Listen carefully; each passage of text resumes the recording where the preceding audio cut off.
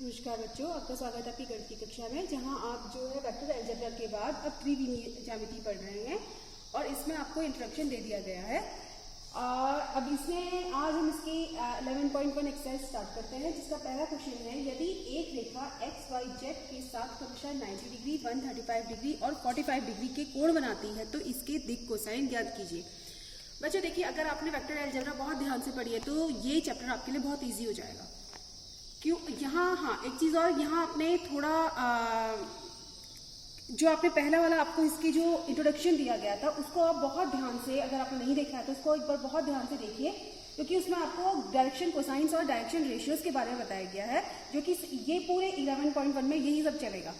तो देखिए, जैसे कि इसमें कहा गया कि इसके दिक् कोसाइन निकालिए। दिक् कोसाइन को हमने डायरेक्शन कोसाइंस इंग्लिश में कहा, कहीं पे अगर हम दिक् कोसाइन बोले या डायरेक्शन कोसाइंस बोले या डीसीज बोले, ये सब चीज़ें सेम टर्म है। अब हमसे बोला गया है कि दिक् कोसाइन ज्ञात कीजिए। अब दिक् कोसाइन आपको क्या बताया गया था कि cos alpha, cos beta, cos gamma या एल एम एन, ये सब दिक् कोसाइंस है। यहाँ पर तो मुझे एंगल्स दिए हुए हैं, तो मैं क्या लूंगी कि हाँ मुझे दिक् कोसाइंस की बात की गई है, तो यानी कि मुझे क्या निकालना है, कॉस अल्फा, कॉस बीटा और कॉस गामा। आपको पता है, आपको जब आपने ये बताया गया था कि ये कैसे अल्फा बनाता है, कैसे बीटा बनाता है, कैसे गामा बनाता है।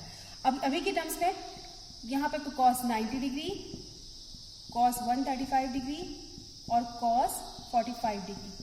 बच्चों आपको पता है कॉस 90 डिग्री 0, कॉस 135 डिग्री, यहाँ पर आपको 11th के फॉर्मूलाज काम करेंगे। कॉस 135 डिग्री निकालने के लिए आप लोग क्या करेंगे, कॉस 90 प्लस 45 लिख सकते हैं।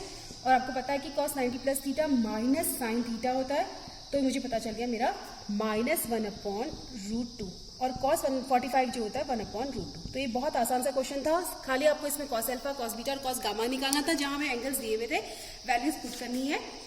नाउ हम सेकंड क्वेश्चन पे चलते हैं। देखिए सेकंड क्वेश्चन है, एक रेखा के दिक् कोसाइन ज्ञात कीजिए जो निर्देशाक्षों के साथ समान कोण बनाती है। अब की बार में आपसे ये कहा गया है कि आपके पास ये है, माना कि मेरे पास ये समतल पे कोई एक बिंदु है, पी कह दिया मैंने, वो इस एक्स के साथ अल्फा बना रही है, वाई के साथ बीटा बना रही है, और यहीं पर ये इसके साथ पूरा का पूरा गामा बना रही है।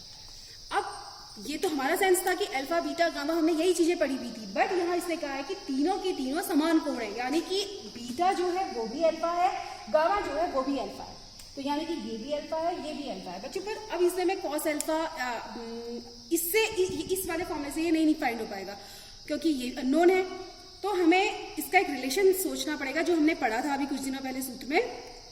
क्या पढ़ा था कि इसका जो L square plus M square plus N square equal to 1, एक हमें ये इनके बीच का रिलेशन पता है कि डायरेक्शन कोसाइंस का ये रिलेशन पता है, ठीक है। तो एल इक्वल टू क्या है, cos alpha, M equal to वो भी कॉस अल्फा है, एन इक्वल टू वो भी कॉस अल्फा है, तो क्या आ जाएगा, देखिए cos square alpha plus cos square alpha plus cos square alpha equal to 1। तो मेरे पास क्या हो गया, 3 cos square alpha equal to 1, तो cos square alpha equal to 1/3, तो कॉस अल्फा इक्वल टू कितना हो जाएगा, प्लस माइनस 1/√3। बच्चों आपको पता है कि तीन आपके पास एल एम एन, आपको तीनों दिखा दीजिए, तो आप क्या कह सकते हैं कि इसके डायरेक्शन कोसाइंस क्या हो गया, 1/√3 comma plus minus 1/√3 comma plus minus 1/√3। उम्मीद करती हूँ ये बहुत आसान है, आपको समझ आया होगा। बच्चों इसी क्रम में आगे बढ़ते हुए हम तीसरा क्वेश्चन लेते हैं, यदि एक रेखा के दिक् अनुपात इतने हैं तो इसके दिक् कोसाइन निकालिए। बच्चों अब दिक् अनुपात की बात की गई है, दिक् अनुपात अगर आपने ध्यान दिया होगा तो एक हल्का सा हम रिकॉल करते हैं, ठीक है। ये मैंने कहा कि स्पेस में एक कोई पॉइंट लेती हूँ मैं P, यहाँ से इसको मैं जोड़ देंगे, पोजीशन वेक्टर OP बन गया। आपको पता है कि इस P के अगर मेरे पास पॉइंट्स x y z हैं, तो मैं इसको क्या बोलूँगी, xi प्लस वाई जे प्लस जेड के, क्या होगा, ये OP सदिश के कहलाएगा, ठीक है। अब मैं कहूँ कि इसके डायरेक्शन कोसाइंस आपने किस तरह से पढ़े थे, दो तरीके से इससे कराया जाता है, आपको जिस तरीके से इजी लगे आप उन्हें उस तरीके से कीजिए। देखिए पूरे इसमें क्या फॉर्मूला था, x equal to L R था, आर क्या है, आर जो ये ओपी हमारा पोजीशन वेक्टर है इसका मैग्नीट्यूड है, ठीक है, हम इसको आर कह लेते हैं। आपको पता है कि आप ओपी इक्वल टू कैसे निकाल सकते हैं, √x² plus Y square plus Z square, हमने इसको आर कह लिया, कोई इसमें प्रॉब्लम नहीं है, ये आर निकल गया, ठीक है। और एक्स, अगर आप इसके डायरेक्शन कोसाइंस को इसके मैग्नीट्यूड से मल्टीप्लाई करते हैं तो आपको एक तरीके से कहा जाए तो आपको डी आर मिल जाएंगे, ठीक है। या एक ही चीज है, या अगर आपने ऐसे पढ़ा हुआ है कि a upon under root A square plus B square plus C square, वहाँ जो a है, जैसे यहाँ पर कोई आपको दिक अनुपात दिए गए हैं, यहाँ पर कोई ये चीज जो है, ये a जो है ये -18 है। आप किसी भी तरीके से इस क्वेश्चन को कीजिए, आपको जिस तरीके से इजी लगता है। चलिए देखते हैं। मैंने कहा कि एक रेखा के दिक अनुपात मुझे दिए गए, ठीक है, तो इसके दिक कोसाइन निकाले। मैंने अभी आपको बताया कि x इक्वल टू LR अगर वाले फॉर्म में से मैं लेके चलूं तो मेरे पास L निकालना है। L क्यों? डायरेक्शन कोसाइन है, ठीक है। तो L इक्वल टू क्या फॉर्मूला हो जाएगा? x upon R। तो x क्या है?